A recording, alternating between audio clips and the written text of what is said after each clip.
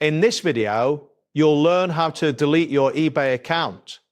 This guide will walk you through the necessary steps to ensure your account is closed properly and securely. Begin by ensuring that all pending transactions are completed. This includes resolving any outstanding fees or disputes that may exist. It is also important to close any active listings before proceeding with the account closure.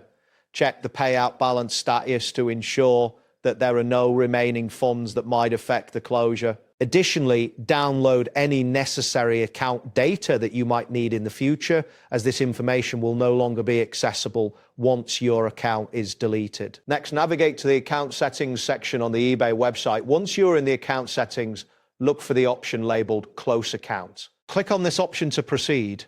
It is crucial to review the account closure terms carefully to understand the implications of deleting your account. After reviewing, you can officially submit the closure request.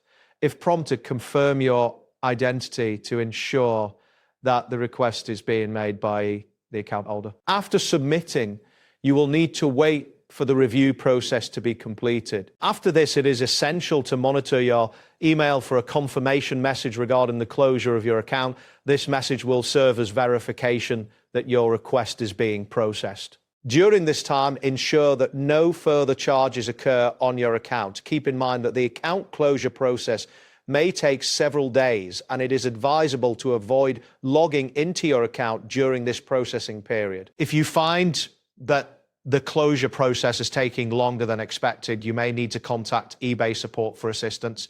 They can provide updates on the status of your account closure request. Once the process is complete, you should receive a final confirmation message indicating that your account has been successfully closed. It is important to confirm this final closure status to ensure that no further actions are required on your part. And there you have it.